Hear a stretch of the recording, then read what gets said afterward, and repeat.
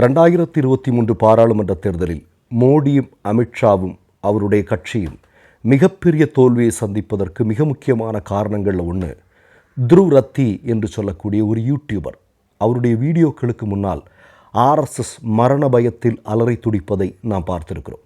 இந்த த்ருவ் ரத்தி என்று சொல்லக்கூடிய அந்த நபர் இன்றைக்கு பெஹல்காம் சம்பவம் குறித்து, அதில் மோடி அமித்ஷா இவர்களுடைய கையாளகத்தனத்தை குறித்தெல்லாம் ஒரு வீடியோ வெளியிட்டிருக்கிறார்.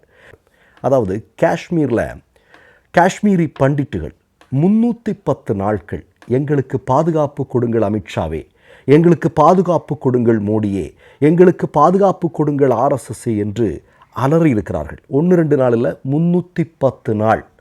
ஆனால் அதை கண்டுகொள்ளவில்லை. இந்த செய்தியை இந்தியாவினுடைய பெரும்பாலான ஊடகங்கள் மறைத்திருந்தன என்பதுதான் உண்மை. யாரும் இதை ஒரு துண்டு செய்தியாக போடுறது கூட யாருமே தயாராகவில்லை. நான் மீண்டும் சொல்கிறேன், மோடியினுடைய அமித்ஷாவினுடைய ஆர்எஸ்எஸ்னுடைய ஆட்சியில் காஷ்மீரி பண்டிட்டுகள் 310 நாள் எங்களுக்கு இங்கே மிகப்பெரிய அச்சுறுத்தல் இருக்கிறது, எங்களுக்கு பாதுகாப்பு கொடுங்கள் என்று கேட்டதற்கு என்ன நடவடிக்கை எடுக்கப்பட்டிருக்கிறது, அல்லது இது தொடர்பான ஒரு செய்தி ஏன் எந்த ஊடகங்களும் சொல்லவில்லை அப்படின்னு த்ருவ் ரத்தி கேட்குறாரு.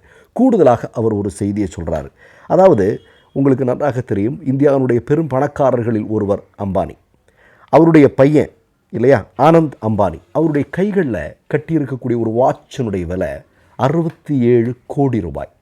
அவருடைய மனைவியாக இருக்கக்கூடிய டினா அம்பானி, அவங்க போட்டிருக்கக்கூடிய ஒரு நெக்லஸினுடைய விலை 500 கோடி ரூபாய். இப்போது அவங்க வீட்டில் சமீபத்தில் ஒரு திருமணம் நடந்தது. அந்த திருமணத்திற்கு செலவு செய்யப்பட்ட தொகை என்பது 5000 கோடி ரூபாய். அதில் ஆர்கெஸ்ட்ராவில் பாடுறதுக்கு போன ஒரு சிங்கருக்கு ஒரு வாட்ச் கொடுத்துருக்காங்க. அந்த வாட்சினுடைய விலை 10 லட்சம் ரூபாய். சரியா?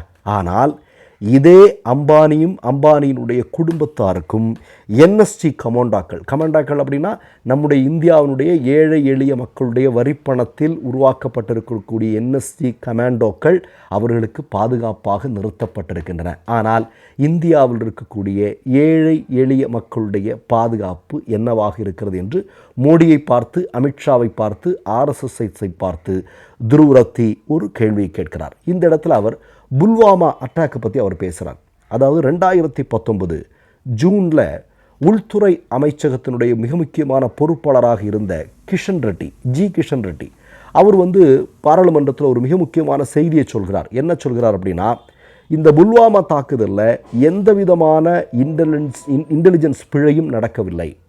அதாவது உளவுத்துறை கிட்டேருந்து எந்த விதமான பிரச்சனை, அவங்க கிட்டேருந்து எந்த தவறும் நடக்கலை, அவங்க சரியான நேரத்தில் எல்லாத்தையும் சொல்லி இருக்கிறாங்க அப்படிங்கிறத அவர் சொல்கிறார்.